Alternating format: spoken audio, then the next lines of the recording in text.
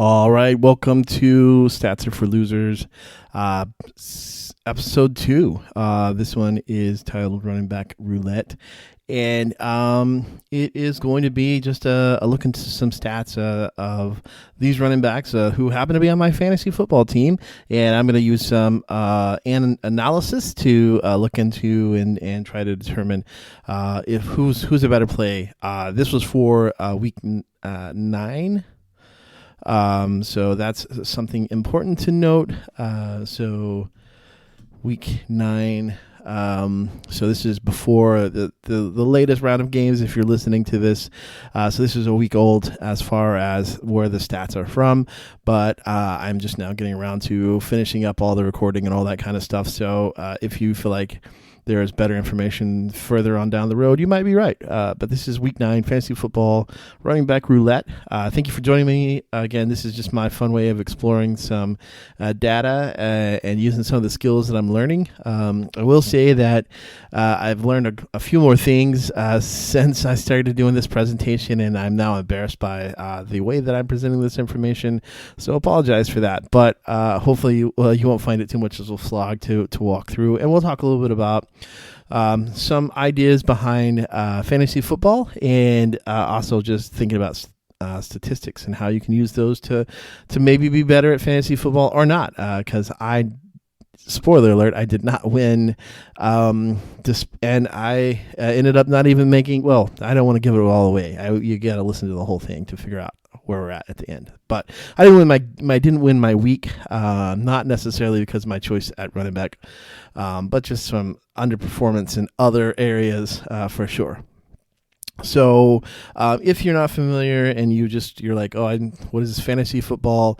And you've never played, don't know. It's basically you have players from different teams who score points based on the statistics they're able to gather and actually perform, and so you want your players to do better than other players, and you get points for how well they do.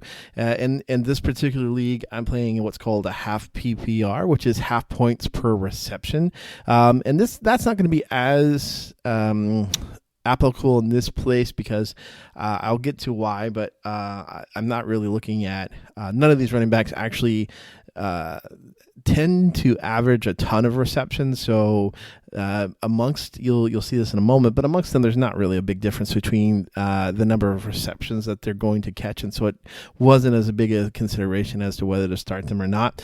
But you get half points per reception. You get 0.01 per, or 0.1 per yard gain. So 10 yards is 1 point, and you get 6 points for touchdowns. So that's how the scoring works for running backs, particularly. Again, receptions, you get a point. You get 0.1 per yard. So again, 10 yards of receptions. Receiving yards gets you 1 point as well. So that could be a consideration, but for these running backs, they tend to not be as involved in the passing game as some other running backs. And these are just happen to be the running backs that I have this week in my team, and had to make a decision. They all had games. None of them were on a bye week. And so what's the best decisions to make this week? And that's kind of what I'm looking at. Who's going to score the most points this week? So one of the first things I want to look at is the stats from the players for the last 4 games. So that's just a conscious choice that I made, rather than looking at the whole season, instead breaking it down into the last 4 games. For a couple of reasons. I would say it's easiest because Kareem Hunt has actually only played 4 games, because he only got a call up to play for the Chiefs after Isaiah Pacheco went down with his injury. So we only have 4 games of data for Hunt. Also, both Mattison and Tracy have moved into starting roles in the last 4 games, and so they too were not starters early in the season. So that data is not as valuable because it doesn't reflect kind of the changes in the starting. So if you don't know who the players are, I'll go through those real quick. Kareem Hunt plays for the Kansas City Chiefs. He's their starting running back. Tony Pollard is the starting running back of the Tennessee Titans. Alexander Mattison has recently, over the past 4 weeks, become the starter for the the Las Vegas Raiders. Used to be Oakland back in the good old days, but now Las Vegas Raiders. And then James Conner is the starting running back for the Arizona Cardinals. And then Tyrone Tracy is a rookie who has recently taken over the starting role from Devin Singletary. Singletary actually got hurt, so Tyrone started playing, and then Singletary came back and did not play very well. And so he got replaced. Usually coaches don't like to cause change roles due to injury. So but Tracy has outplayed Singletary since Singletary has come back, and so he's in consideration for the New York Giants there. So this is the look. So what are some things to point out? The last 4 games, what's going on? Well, one of the more important things that sticks out to me is that Kareem Hunt has got 5 touchdowns in the last 4 games, which is a pretty high mark. If you think about running backs, they generally are going to average about 10 to 15. That's 15's on the high side, but 10 to 12 touchdowns a season. And so in 4 games, Hunt has scored 5 rushing touchdowns. So that's pretty impressive. That's a pretty high ratio of scoring touchdowns. So it's not. I would not expect him to stay at that rate. The Chiefs are pretty committed to running the ball for many reasons, not to get into here, but they are committed to running the ball, so they are going to hand the ball off a lot. Obviously, Hunt has got 84 carries over those 4 games, so that is more than any of the other running backs, and that does show a commitment to them running the ball. Over that, if you go across the chart, you will kind of see the difference are basically some of the different averages that come out.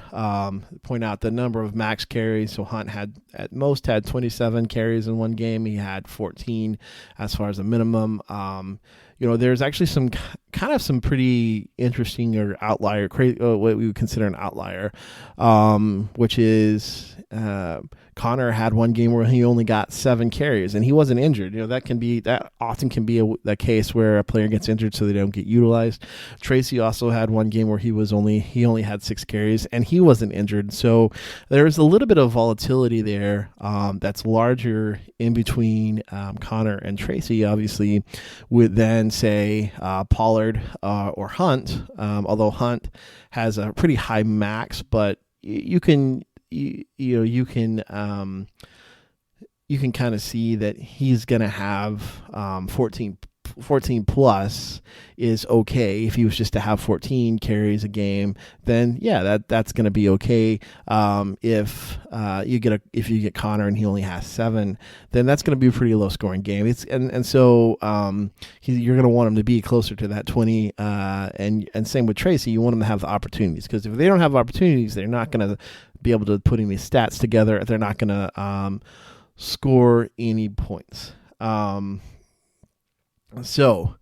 then I talked about this, the receptions, the average catches per game. Hunt's been averaging 1.5, so basically maybe 2 a game. Pollard's at 2.5, so maybe 3 a game. Mattison is the one running back that's really actually been more featured in the receiving game than any of the other running backs, and so he's averaged 4, which is not too much higher than Pollard or Connor, but he is at least utilized a little bit more. He's had a few more games with some receptions. He's got, over the last 4 games, he's got 115 yards in receiving yards, which is a pretty okay amount, not great. Connor is just below him at 103. So, but that is, higher than almost twice as much as Hunt and Pollard, and not quite twice as much as Tracy. Tracy's had a few more receiving yards than the other guys.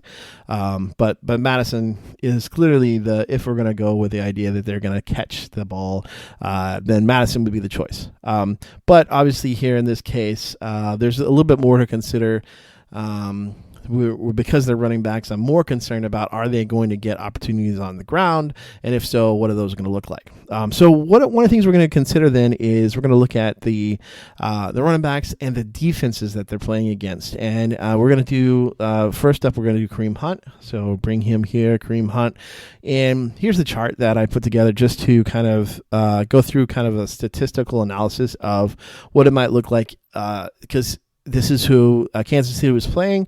They're playing Tampa Bay. And how has Tampa Bay been doing on defense? Now, some of these are so Tampa Bay, this is I did both a year average, what they've been doing over the year, and then also kind of the last 4 games. So here we go. Tampa Bay has, how they've been as far as allowing scoring points, because touchdowns do get you a lot of points in fantasy football. If your players are scoring touchdowns, then they're receiving, 6 points per touchdown. And that's obviously a boon. You want that. You want them to score touchdowns. So how is Tampa Bay doing? Are they allowing touchdowns? Are they allowing a lot of points? And so they're at 26.6, which if you look at the league average, that's a little bit higher. So they're on the higher side of allowing points scored. Rushing yards per game this season through week 8, obviously, because these are week 9 games we're talking about here, it was 131.6 yards, and the average per carry is that they've allowed is 5.19 yards. That's pretty high per carry as a team, as a defense. So that really spells like good things for a running back. If you're looking at the idea of whether or not they're going to get yards, that average is pretty high. And then just to kind of see if maybe they've changed over the last 4 games. They did an average yards allowed over the last 4 games, and that is 131.8, which is really close to their season average. But if you look at the maximum amount they allowed over the last four games, they had one game where they allowed 244 yards, and that's pretty juicy. That's pretty good. That's if you're wanting a running back, indication that they might do well against a team. Now, that it also depends. It could be just a team that's really good at running the ball. They are really committed. It could have been game script. It could be all kinds of things. So it is an outlier, but it is at least a particular outlier that points to the fact that Tampa Bay could be pretty weak against the run. And so let's look at this then. So Hunt, if he got his average number of carries, which we see way on the right side of things, which is the average number of carries, which is 21. If he got that average number and he got the average allowed by the defense, 5.19, that times each other, then he would get 109 yards. And again, that's without any scoring any touchdowns, but that's going to give you 10.9 fantasy points, which is decent. You'd like to see it a little higher. So you're hoping that he catches some passes or he scores a touchdown, but that's if you're gonna give up 109 yards, the likelihood of allowing a rushing touchdown is pretty high. So that's looking really good there. We like that. If he was to get his 27, which is his max carries, at 5.19, obviously he would get 140.1 yards, which would be amazing. His minimum carries, would get him an average of 72.7 yards. And again, Hunt has scored a touchdown, 5 touchdowns in the last 4 games. So if he continues on that kind of trend, then him scoring a rushing touchdown is not it's not outside of possibility. It's not super. Over the last 4 games, he's actually averaging 1.25, which is the highest of all the running backs I have. But you can't depend upon running. touchdowns are basically bonuses. You can't depend upon them because they're not guaranteed. Even if they get into the, even if a team gets into the red zone, there's no guarantee that Hunt is actually going to score. And so, but if you're just trying to consider would it be more likely or not, Hunt at this time definitely seems like he's more likely to score than any other player that at least that I have on my team. Second up, we have Tony Pollard. So here's an interesting thing. This is kind of one of the things I was walking through as a fantasy football owner. One of those weird obsessive things is that he was actually listed as questionable with a foot injury and was a game time decision. And then Sunday morning, he was changed from questionable to healthy, which meant, hey, he's going to play. But that's definitely a decision or a particular thing you have to consider when you're thinking about, okay, am I going to put in this player or another player based on how many points I think they can score? The thing about Pollard is that he didn't practice a lot, and that's usually not good for your players as far as getting game time. But the Titans were decimated at running back. They didn't have a lot of options, and so a unhealthy Pollard, I think, actually became more of a choice just because they didn't have any other choices. They have another running back. His name is Tajay Spears, but he was out. He was not. He was listed as out. He was not going to play that game. So they had just kind of one of their other backups, kind of a no-name guy named Joey Chestnut. And so they didn't really want to go. I think it's Joey, maybe Jeremiah. It is Chestnut, but I don't remember. But they didn't necessarily want to go with him. So Pollard was kind of the only choice, and so when he got moved from questionable to healthy, which happened again Sunday morning, so I didn't know until Sunday morning came around. That's why it's a question. Do I put him in? I don't know. Let's see. So who's he playing? He's playing New England. New England has not been good this year. That's just as far as winning games. That's just been up there, just out there, just points per game, 24.6, which is actually a little bit lower than what Tampa Bay is giving up. So that's something to consider. They've been allowing 133.1 yards per game. The average per carry has been 4.51, which is lower than what Tampa Bay was giving up. Their last four average was 167, and their max was on 193.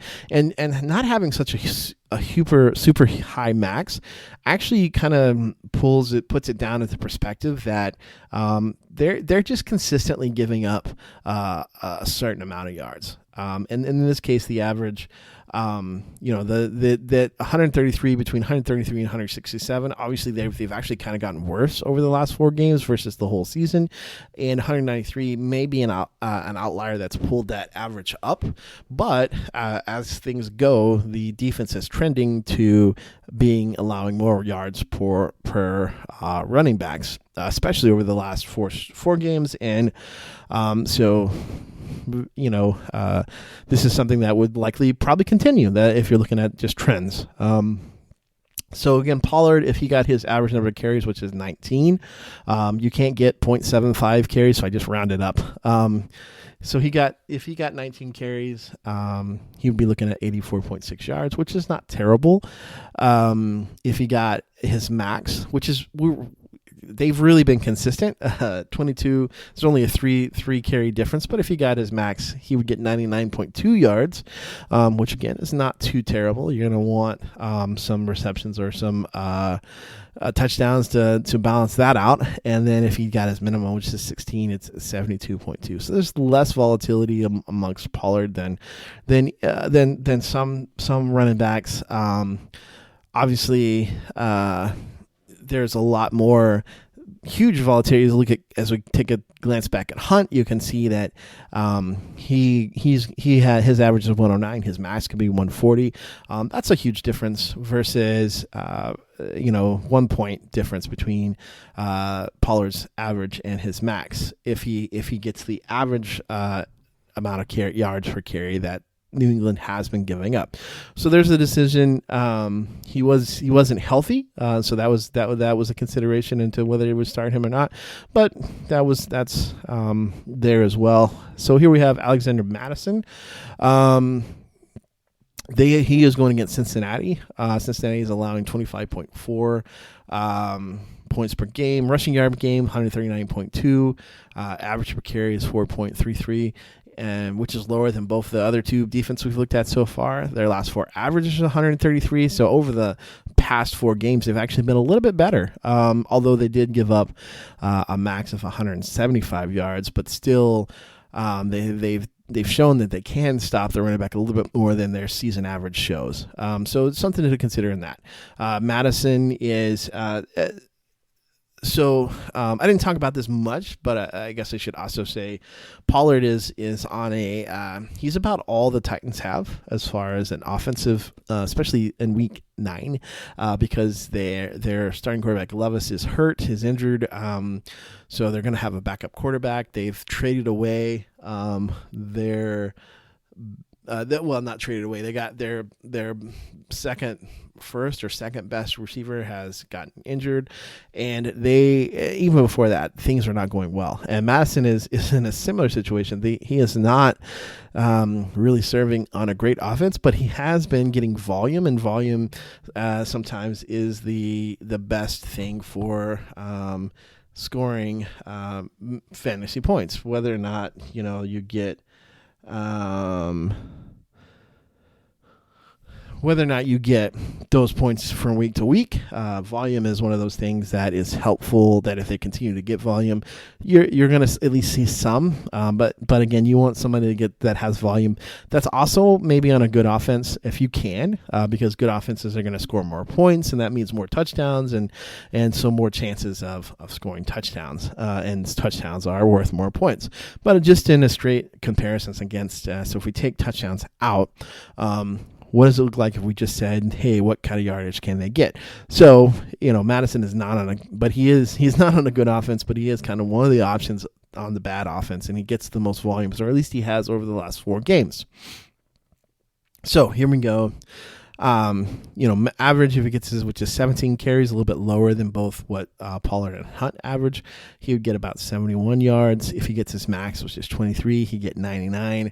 And if he gets his min, which is 14, which again is not too far below his his average over the last 4 games, he'd get about 60.6 yards.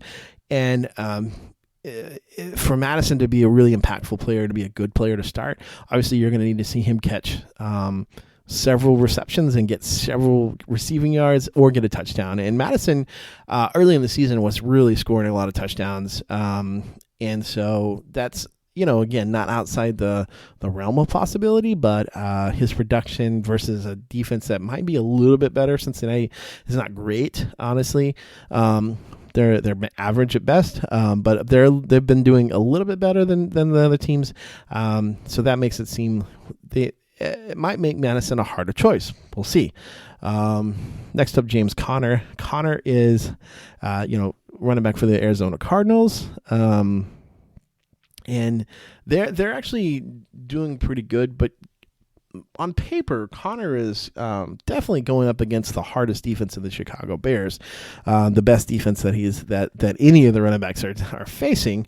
So that's something to consider. Points per game, Chicago's only allowed 17. I think they've only scored like 3 points per game, so they're still not doing well. That's a joke there. They've scored at least 6.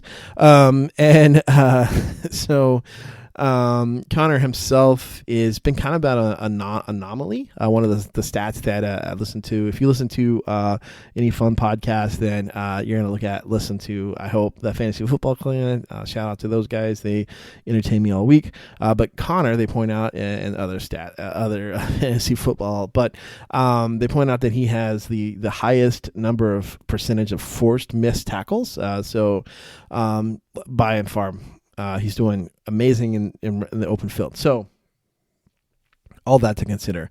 But he is going against the toughest defense as far as statistically in the running game. So Chicago's been allowing 17 points per game, 120 yards per game. The average allowed is 4.72. Over the last 4, 118.8 yards. And the last max, 168 yards. Yeah, it's been on the lower end for running backs and for rushing attacks against Chicago. So something to consider. Conner has been If he gets his average 17 carries, then he'd be about 76.7. If he gets to his max, which is 20, which is not a huge number, it'd be 99.6. And if he gets his min, which again, he's had this weird outlier of a game where he got 7, he wasn't injured, he'd only be at 33 yards. So the downside on this one is pretty low. Looking at, if you're going by the average, Mattison, his low is 60. Pollard and Hunt are both at 70. 72. So Connor's got a lot of up and down here that might that's kind of volatile. His highs can be very good. His average can be very good. But yeah, it's a little scary to be against a good defense and to know that if Arizona for some reason just can't run the ball or can't pass the ball and they just give up altogether and they just start throwing it to try to score against Chicago, then it could be pretty scary for the amount of return that we'd get from Connor. Or he could just continue to defy the odds and do well. Who knows? We'll see. We will find out at the end, but we'll see. I'm going through what I was thinking through before I knew what was going to happen, because that's how you have to choose your players. You don't get to see the future and then choose. Last up, not least, but last up, Tyrone Tracy. So here's the interesting thing about Tracy. Tracy got the job because Singletary got injured, and 2 out of those last 4 games, he's actually averaged over 7 yards per carry. He has the fewest carries, but the most yards. So he's obviously got some bigger play capability that the other running backs just haven't really shown in the running game over the last four games. If you have 61 carries, 347 rushing yards, and that's 9 more. You have 9 more rushing yards than Pollard, and Pollard has 14 more carries than you. You're doing something good. Now, they're playing against Washington. Washington has a decent defense, but they do allow 20.9 points per game. They have been allowing 140.4 yards per game, and their average for carry they've allowed is 5.10, which is pretty juicy. 144.3 yards the last 4 games, so a little bit higher than their season, and they did allow 202 yards. That was against Baltimore, and as far as the maximum out in the last 4 games. So they're on average they are allowing a lot of rushing yards, and so if Tracy was able to get his average number of carries, which is 15, which is again the lowest of the running backs as far as average, but he has this weird game in there, and I don't know. He got injured last week, and so he also was kind of an injury concern. He went into the concussion protocol, and but even in his last game, he actually had a decent amount of carries, even though he was out because of his injury last game, but there's this weird game in there where he only got 6 carries, and so that is again with a running back that's getting often at average getting at least 2 of the games, he got 7.5 yards per carry. It's mind baffling to me why he would only get 6 carries, but hey, that's the New York Giants, and so there is so if he was to get his men again, he'd be down in 30.6, which is close to Connor. So he does have a low end that's a little scary, because who knows what the Giants are going to do? They're not a great offense, but they do. But Tracy has provided a spark for that, and he has. He has the capability of being a big time scorer, because he does have the ability to break off big runs, score touchdowns. That's going to get you a lot of points. So that's a consideration. So there's the 5 guys: the Hunt, Pollard, Mattison, Connor, Tracy. Kind of breakdown of where we're at. So let's pull it all into. Here we go. Here's the compares. If you're going to look at the average, the max, and the min. Obviously, here we go with Hunt. Hunt has the highest average If he gets his average against the average number of yards that his defense gives up, he's going to get 109 yards. Obviously, that's pretty good. We want that. Pollard is next at 85.7. Tracy is at 77.8. Connor is 76.7. And Mattison at 71.4. Mattison has a pretty low average. Connor's not too much better, but consistently, you might say, Tracy and Connor both have highs and lows, and Mattison stays a little bit less consistent, but he's just not.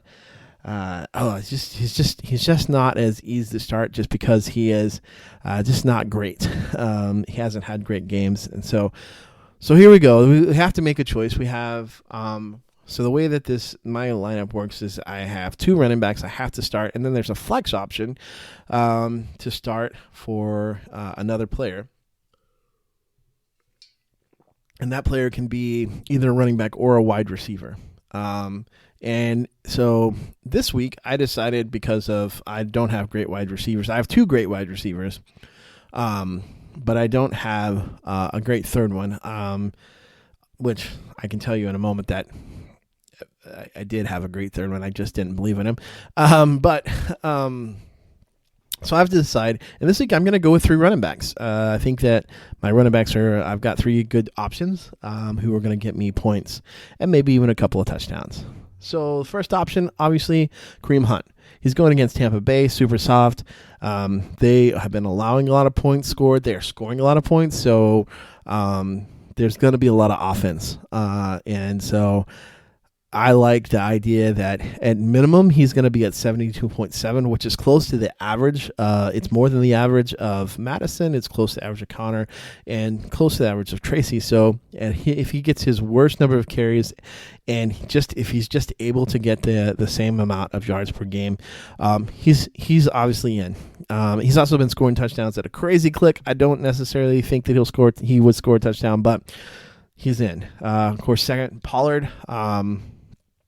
Pollard was a little bit more of a risky, iffy situation because he was obviously injured and wasn't practicing. So if he didn't play, he got limited. But he, against the New England Patriots, who are not good this year, the Titans, who are not good this year, need something like a running game so that they can keep the ball and keep the pace. We're going to go with Pollard. So those are the first two. I'm going to start Hunt. I'm going to start Pollard. And then Tracy. So this one's a little bit of a harder choice between Tracy and Connor. I think Connor is going to give you would get me a average amount of points. He's going to be okay, but he's not going to be great. He's playing against the better defense, and he's just been solid this year. He hasn't had quite the same ability to score. Tracy's got going against a little bit softer defense and the Commanders, and I think he's got some game-breaking abilities that he could score big for me on that. So he's and on top of that, I'm playing as I look across my lineup. I need somebody to have kind of a big breakout game because I'm playing against Garrett Wilson, who had an amazing, crazy game, and I had to overcome his stats. So Tracy is a risk, but he is a risk for a higher than I think Connor will possibly get. He has opportunity to get his averages because he just does. Connor just seems to get what Connor gets, but in this case, I chose to go with Tracy because he has a much more upside. So. Smiley face, sad face, Connor. Sorry, double sad face for Mattison.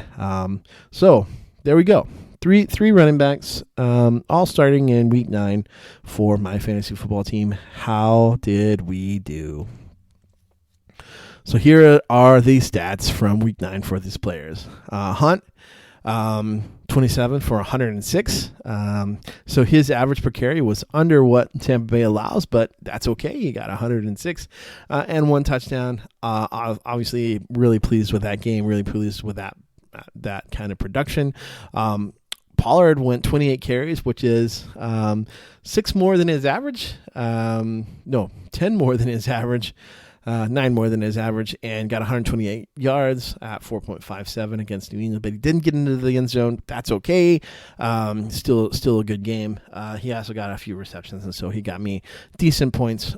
Tracy, disappointing, 16 carries for 66 yards. This was not his greatest game. And then, of course, James Conner, 18 carries for 107 yards. He outperformed. We'll look at that in a second. Against the Bears, he would have been a better choice than Tracy. He did get the average points that I thought he would, but no risk, no reward. And then Mattison did not do well at all. So he was right out anyway. He was just there for comparison.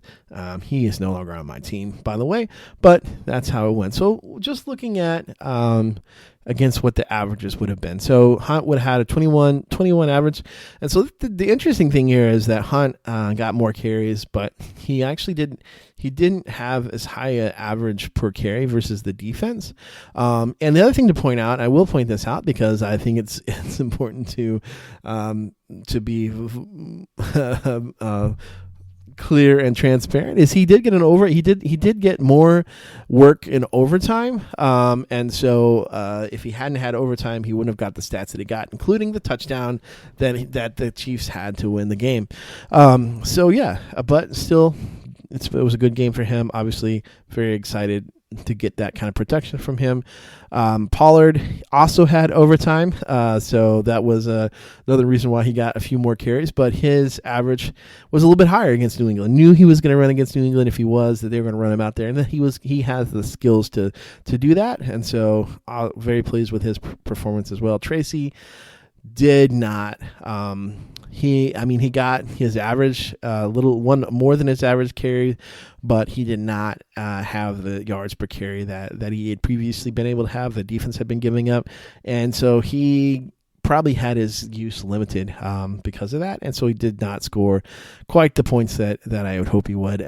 Connor took advantage of 2 more carries and an insane amount of average, which is 5.94.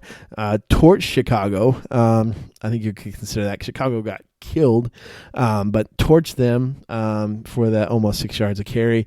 And then Mattison fell off real hard, which, again,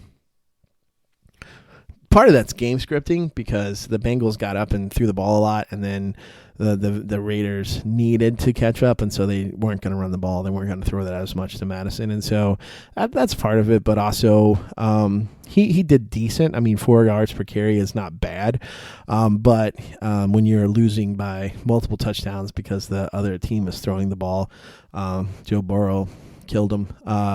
Just makes it hard to be a running back in that sense. So, did I win the game? Did I win my fantasy week? No, I did not. Unfortunately, I could have maybe if I had played Connor, and also instead of Tracy, and if I had any points whatsoever from the tight end position, but I didn't because I had Cole Kmet. He had 0 points, and that's disappointing, but it is what it is.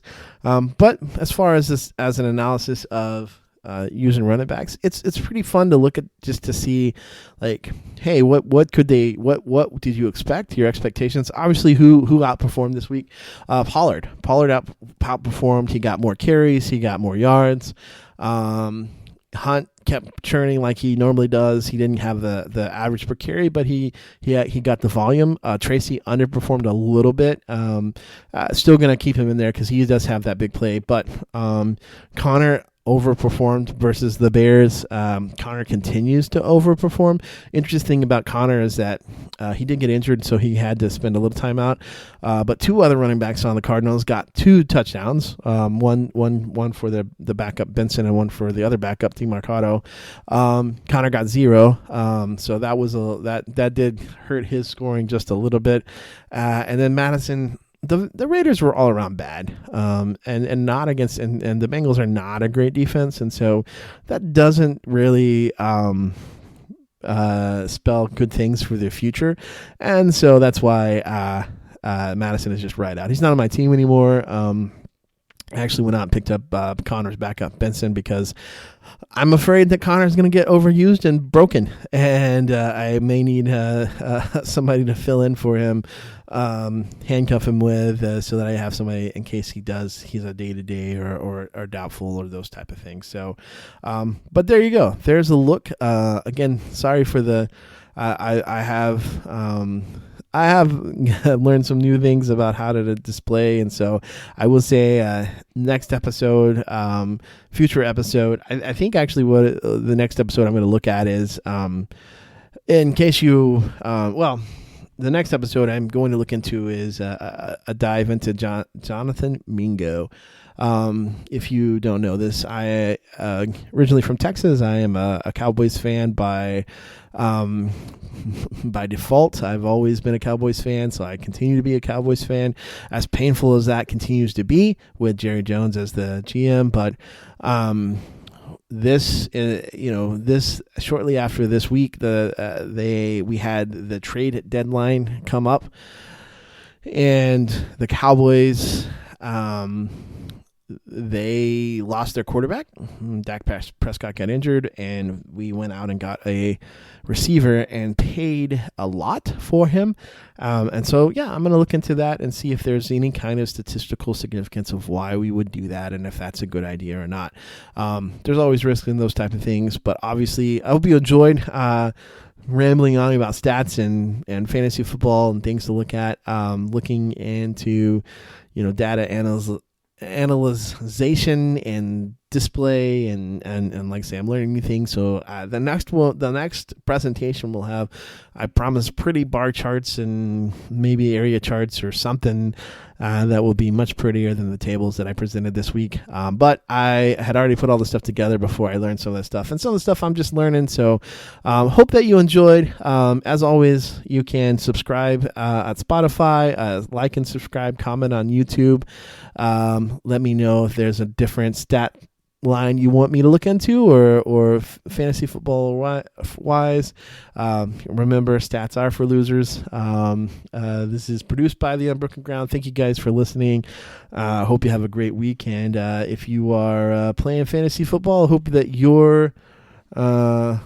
your fantasy football week went much better than mine. But either way, I hope you enjoyed playing and hope you enjoyed the podcast, and we'll see you hopefully in the next episode.